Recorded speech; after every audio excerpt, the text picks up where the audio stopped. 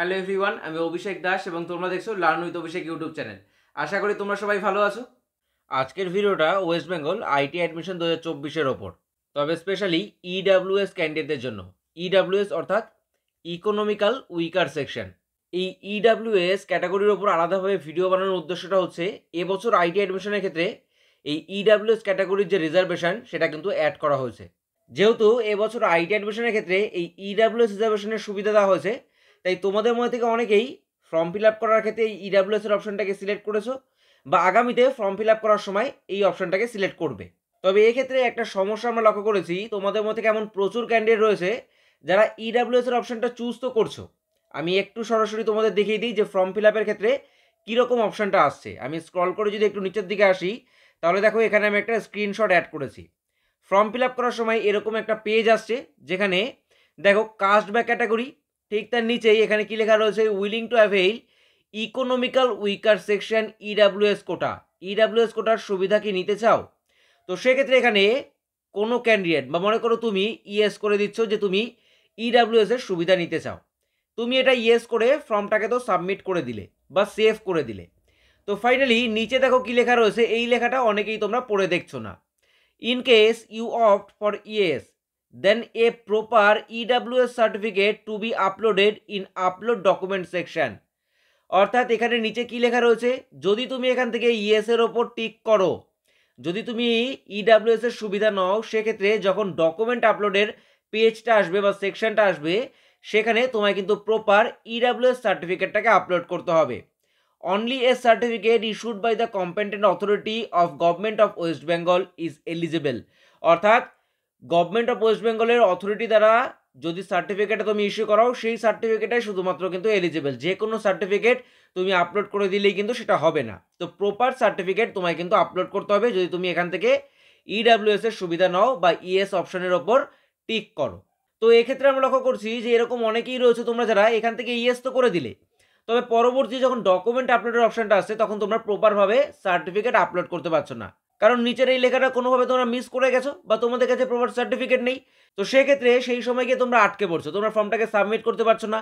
দ্বিতীয়বার তোমরা আবার অন্য কোনো নাম্বার দিয়ে ফর্ম ফিল আপ করার চেষ্টা করলে সেক্ষেত্রে হয়তো সেই ফর্মটা ক্যান্সেলও হয়ে যেতে পারে। তো এইরকম একটা সমস্যার মধ্যে তোমরা পড়ছো। তো সেই কারণে প্রপার একটা ভিডিও মেইনলি সেই সমস্ত ক্যান্ডিডেটদের জন্য যারা ইডাব্লিউএস ক্যান্ডিডেটের মধ্যে পড়ছো বা ইডাব্লিউএস ক্যাটাগরির মধ্যে পড়ছো। তো একটু আমি বিষয়টা বলি, আশা করি তোমরা প্রত্যেকেই জানো যে ইডাব্লিউএস ক্যাটাগরিটা কি, মেইনলি কারা এর মধ্যে পড়ছো। তাও একটু আমি তোমাদের বিষয়টা ক্লিয়ার করে দিই। দেখো এখানে এই যে পিডিএফটা আমি অবশ্যই তোমাদের সাথে শেয়ার করে দেবো টেলিগ্রাম চ্যানেলে। যারা টেলিগ্রাম চ্যানেলটা এখনও জয়েন করোনি, এই ভিডিওর ডেসক্রিপশনে লিঙ্ক দেওয়া আছে, সেখান থেকে সমস্ত আপডেট পাওয়ার জন্য অবশ্যই কিন্তু জয়েন করে নিও। দেখো এখানে কি লেখা রয়েছে, the economically weaker section EWS, তার full form the section of the society in India that belongs to the undeserved category and has an annual family income of less than 8 lakh rupees।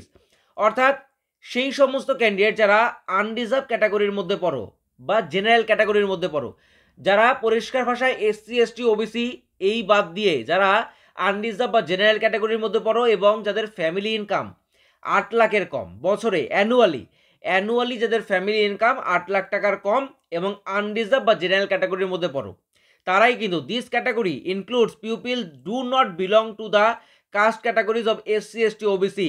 অর্থাৎ যেই সমস্ত candidate SC ST OBC এই সমস্ত caste ক্যাটাগরির মধ্যে পড়ো না, শুধুমাত্র আনডিজার্ভ বা জেনারেল ক্যাটাগরির ক্যান্ডিডেট যাদের ফ্যামিলি ইনকাম 8 লাখ টাকার থেকে কম, তারাই কিন্তু এই যে ইডাব্লিউএস এই ক্যাটাগরির মধ্যে পড়ো বা এই ক্যাটাগরির অন্তর্ভুক্ত।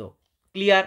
পরবর্তী পয়েন্টে দেখো লেখা রয়েছে, the government of India introduce 10% reservation to this category of people who are not included in the ST SC OBC category but belong to the undeserved category and fulfill the economically weaker section criteria।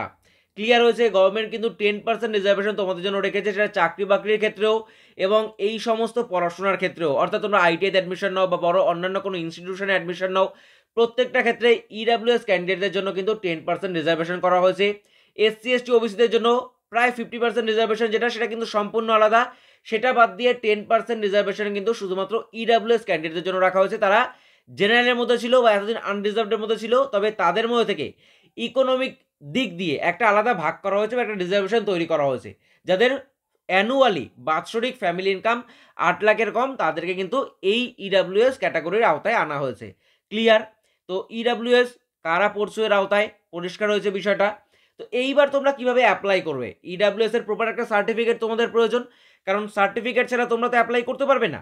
তো তোমাদের একটা certificate প্রথমে বানাতে হবে। তো certificate কিভাবে তোমরা বানাবে, সেই জন্য দেখো দুটো ভিডিও আমি তোমাদের রেকমেন্ড করছি। এখানে দুটো ভিডিওর লিঙ্ক রয়েছে, এই ভিডিওর ডেসক্রিপশনে আমি এই দুটো ভিডিওর লিঙ্ক তোমাদের দিয়ে দেবো, যেখান থেকে তোমরা প্রপার একটা নলেজ পাবে যে কিভাবে তোমাদের ইডাব্লিউএস সার্টিফিকেটটা অ্যাপ্লাই করতে হবে। এবং অ্যাপ্লাই করার পর 1 মাস থেকে 1.5 মাসের মতো কিন্তু সময় লাগে এই সার্টিফিকেটটা হাতে পেতে। তো সেক্ষেত্রে তোমরা এখনই অ্যাপ্লাই করবে। এখন যদি তোমরা অ্যাপ্লাই করো সেক্ষেত্রে তোমরা আশা করি 1 থেকে 1.5 মাসের মধ্যে পেয়ে যাবে। এবং আইটিআইয়ের ফর্ম ফিল আপ এখনও অনেক দিন চলবে, তোমরা ফর্মটাকে ফিল আপ করতে পারবে। তো যারা ইডাব্লিউএস এর সুবিধাটা নিতে চাইছো, এই বছর আইটিআইতে কিন্তু ইডাব্লিউএস এর এই সুবিধাটা কিন্তু দেওয়া হয়েছে। তো যারা ইডাব্লিউএস ক্যাটাগরির মধ্যে পড়ছো 10% রিজার্ভেশনের যেই সুবিধা সেটা কিন্তু তোমরা নিতে পারবে, তোমরা অ্যাভেল করতে পারবে। তো অযথা প্রপার সার্টিফিকেট ছাড়া ইডাব্লিউএস সিলেক্ট করে ফর্মটাকে ফিল আপ করো না, তাহলে ডকুমেন্ট সেকশনে গিয়ে তোমরা আটকে পড়বে। তাই তোমরা এখনই কিভাবে অ্যাপ্লাই করতে হবে তার জন্য এই যে দুটো লিঙ্ক আমি ভিডিওর ডেসক্রিপশনে প্রোভাইড করে দেবো, তোমরা সরাসরি সেখান থেকে ভিডিও দুটো দেখবে। কিভাবে অ্যাপ্লাই করার যে প্রসেস একদম পরিষ্কারভাবে বলা হয়েছে বাংলাতে, সেখান থেকে তোমরা দেখে অ্যাপ্লাই করবে। সার্টিফিকেটটা হাতে পাওয়ার পর তোমরা এই আইটিআইয়ের ফর্মটা অ্যাপ্লাই করবে, তখন তোমরা কিন্তু সেই সার্টিফিকেটটাকে ডকুমেন্ট আপলোডের সেকশনে আপলোড করতে পারবে। ক্লিয়ার?